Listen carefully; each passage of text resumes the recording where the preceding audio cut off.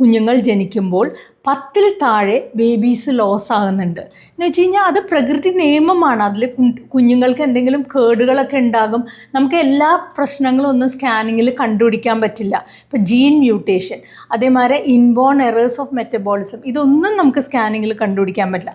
അപ്പോൾ എന്തെങ്കിലും കേടുള്ള കുട്ടികളാണ് ഈ വയറ്റിൽ കിടന്ന് 8-ാം മാസം മരിക്കുന്നു, 9-ാം മാസം മരിക്കുന്നു, ഇതൊക്കെ സംഭവിക്കുന്നത്.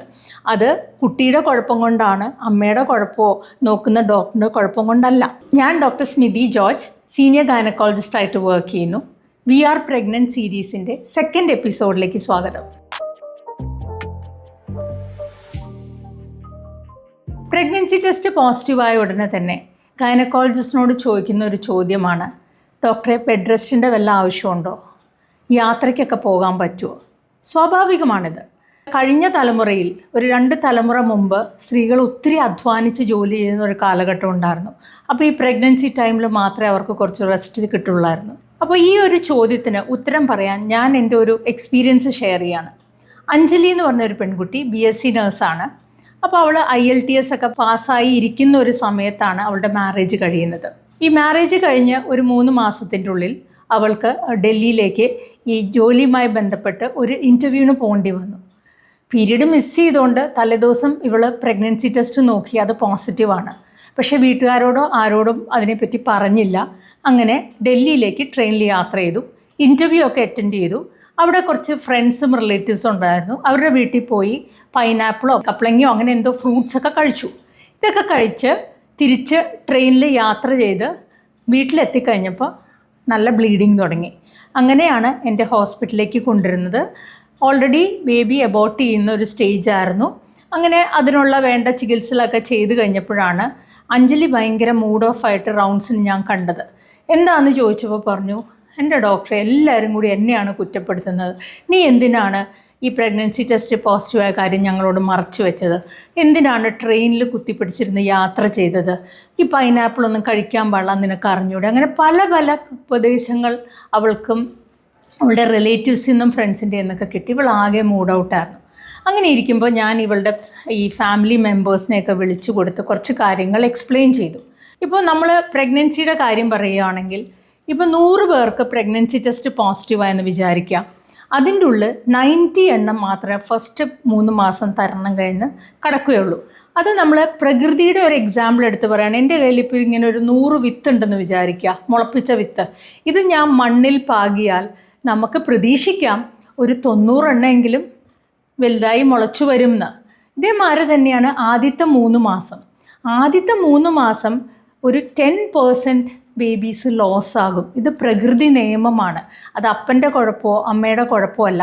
ഉണ്ടാകുന്ന ഭ്രൂണത്തിന് കേടുകൊണ്ട് പ്രകൃതി അതിനെ ഒഴിവാക്കുന്നതാണ്. നമ്മളിത് സ്കൂളിൽ പഠിച്ചിട്ടുണ്ട്. Darwin's law, survival of the fittest എന്ന് വെച്ചാൽ കരുത്തുള്ളവരെ നിലനിൽക്കുള്ളൂ. അപ്പോൾ കുറച്ച് അൺഹെൽത്തി ആയിട്ടുള്ള ഭ്രൂണങ്ങളുണ്ടെങ്കിൽ അത് പ്രകൃതി ഒഴിവാക്കും. ഇത് നമ്മൾ യാത്ര ചെയ്യുന്നതുകൊണ്ടോ കപ്ലങ്ങ കഴിക്കുന്നതുകൊണ്ടോ പൈനാപ്പിൾ കഴിക്കുന്നതുകൊണ്ടോ ഒന്നുമല്ല. ഇനിയൊരു അൺഹെൽത്തി ആയിട്ടുള്ള പ്രഗ്നൻസീനെ നമുക്ക് കംപ്ലീറ്റ് ബെഡ് റെസ്റ്റ് എടുത്താലും അതിനെ രക്ഷപ്പെടുത്താൻ പറ്റില്ല. ഇനി കപ്ലങ്ങേനെ പറ്റി, പപ്പായയെ പറ്റി 2 വാക്ക് പറയട്ടെ. ഈ പപ്പായയുടെ ചൊനയുണ്ടല്ലോ, അതിൻ്റെ ആ ഒരു വൈറ്റ് ലിക്വിഡ്, അതാണ് എബോർഷൻ ഉണ്ടാകാൻ ഹെൽപ്പ് ചെയ്യുന്ന ഒരു സംഗതി.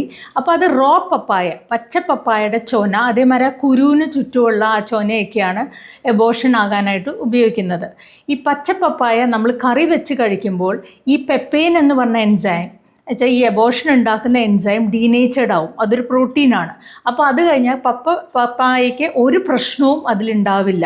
എന്ന് വെച്ചാൽ കറി വെച്ച് കഴിക്കുന്ന പപ്പായയിൽ പെപ്പൈൻ ഉണ്ടാവില്ല. അതേമാതിരി തന്നെ പഴുത്ത പപ്പായ കഴിക്കാൻ നല്ലൊരു ഫ്രൂട്ടാണ്. അധികം വിഷമൊന്നും അടിക്കാണ്ട് നമ്മുടെ പറമ്പിൽ തന്നെ ഉണ്ടാകുന്ന ഒരു ഫ്രൂട്ടാണ്. അത് കോൺസ്റ്റിപ്പേഷൻ, പ്രഗ്നൻസിയിൽ വയറ്റിൽ നിന്ന് പോകാനൊക്കെ ബുദ്ധിമുട്ടുണ്ട്, ഇതിനെ സഹായിക്കുകയും ചെയ്യും.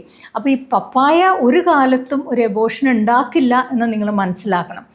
ഇതിനൊപ്പം തന്നെ എനിക്ക് പറയാനുള്ളൊരു പദമാണ് പെരിനേറ്റൽ മോർട്ടാലിറ്റി. എന്താണെന്ന് നമ്മൾ മനസ്സിലാക്കണം. പെരിനേറ്റൽ മോർട്ടാലിറ്റി എന്ന് വെച്ചാൽ ഈ ഗർഭസ്ഥ ശിശുവിന് 28 വീക്സ് 7 മാസം എത്തിയ കാലഘട്ടം മുതൽ ഡെലിവറി കഴിഞ്ഞ് 1 ആഴ്ച വരെയുള്ള ഈ കാലഘട്ടത്തിനെയാണ് പെരിനേറ്റൽ പീരീഡ് എന്ന് പറയുന്നത്.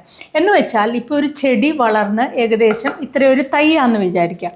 ഈ തൈ ഒരു മരമാകുന്ന ആ ഒരു കാലഘട്ടം, അപ്പോൾ ഈ പെരിനേറ്റൽ പീരീഡിൽ നമ്മുടെ ഒരു രാജ്യത്തും 0 പെരിനേറ്റൽ മോർട്ടാലിറ്റി ആക്കാൻ പറ്റിയിട്ടില്ല. എന്ന് വെച്ചാൽ അമേരിക്ക നമ്മൾ കരുതും വളരെ അഡ്വാൻസ്ഡ് ആണ്.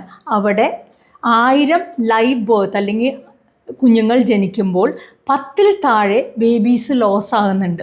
എന്ന് വെച്ച് കഴിഞ്ഞാൽ അത് പ്രകൃതി നിയമമാണ്. അതിൽ കുഞ്ഞുങ്ങൾക്ക് എന്തെങ്കിലും കേടുകളൊക്കെ ഉണ്ടാകും. നമുക്ക് എല്ലാ പ്രശ്നങ്ങളും ഒന്നും സ്കാനിങ്ങിൽ കണ്ടുപിടിക്കാൻ പറ്റില്ല. ഇപ്പോൾ ജീൻ മ്യൂട്ടേഷൻ, അതേമാതിരി ഇൻബോൺ എറേഴ്സ് ഓഫ് മെറ്റബോളിസം, ഇതൊന്നും നമുക്ക് സ്കാനിങ്ങിൽ കണ്ടുപിടിക്കാൻ പറ്റില്ല. അപ്പോൾ എന്തെങ്കിലും കേടുള്ള കുട്ടികളാണ് ഈ വയറ്റിൽ കിടന്ന് 8ാം മാസം മരിക്കുന്നു, 9ാം മാസം മരിക്കുന്നു, ഇതൊക്കെ സംഭവിക്കുന്നത്. അത് കുട്ടിയുടെ കുഴപ്പം കൊണ്ടാണ്, അമ്മയുടെ കുഴപ്പമോ നോക്കുന്ന ഡോക്ടറിൻ്റെ കുഴപ്പം കൊണ്ടല്ല. അപ്പോൾ ഈ പെരിനേറ്റൽ മോർട്ടാലിറ്റി എന്ന് പറഞ്ഞാൽ പകുതി വഴി 7 മാസം കഴിഞ്ഞ് 8ാം മാസം ചിലപ്പോൾ ചില ചെടികൾ ഇങ്ങനെ വളർച്ച നിന്നു പോകുന്നമാരെ വയറ്റിൽ കിടക്കുന്ന കുട്ടിക്ക് 8ാം മാസവും 9ാം മാസത്തിലും നിന്നു പോകുന്ന പല അനുഭവങ്ങളും എൻ്റെ ഈ 30 വർഷത്തെ എക്സ്പീരിയൻസിൽ ഞാൻ കണ്ടിട്ടുണ്ട്. ചിലപ്പോഴൊക്കെ ഷുഗർ കൂടിയിട്ടാകാം, പക്ഷേ ഒരു പ്രശ്നവുമില്ലാത്ത കുട്ടി പെട്ടെന്ന് അനക്കം നിന്നു പോകുന്നത് ഞാൻ കണ്ടിട്ടുണ്ട്. അപ്പോൾ ഈ പെരിനേറ്റൽ മോർട്ടാലിറ്റി എന്താണെന്ന് ആദ്യം നമ്മൾ മനസ്സിലാക്കണം. ഇത് all over India perinatal mortality 1000 കുഞ്ഞുങ്ങൾ ജനിക്കുമ്പോൾ 20 കുഞ്ഞുങ്ങൾ നഷ്ടപ്പെടുന്നു. പക്ഷേ കേരളത്തിൽ നമ്മുടെ സാക്ഷരത വളരെ കൂടുതലാണ്, മെഡിക്കൽ ഫെസിലിറ്റി അവൈലബിലിറ്റി കൂടുതലാണ്, അതേമാതിരി ഹെൽത്ത് വർക്കേഴ്സും വളരെ വിജിലൻ്റായിട്ട് വർക്ക് ചെയ്യുന്നുണ്ട്. നമ്മുടെ പെരിനേറ്റൽ മോർട്ടാലിറ്റി അമേരിക്കയുടെ സ്റ്റാൻഡേർഡ്സിൻ്റെ ഒപ്പം തന്നെയാണ്. എന്ന് വെച്ചാൽ കേരളത്തിൽ 1000 കുഞ്ഞുങ്ങൾ ജനിക്കുമ്പോൾ 10ൽ താഴെ കുഞ്ഞുങ്ങളെ നഷ്ടപ്പെടുന്നുള്ളൂ. ഈ ഒരു വസ്തുത നമ്മൾ മനസ്സിലാക്കണം. പെരിനേറ്റൽ മോർട്ടാലിറ്റി ഒരു രാജ്യത്തും നമുക്ക് 0 ആക്കാൻ ഒരു കാലത്തും പറ്റില്ല. ഈ ഒരു എക്സ്പീരിയൻസാണ് ഞാൻ ഈ എപ്പിസോഡിൽ കൂടെ ഷെയർ ചെയ്യുന്നത്. Thank you.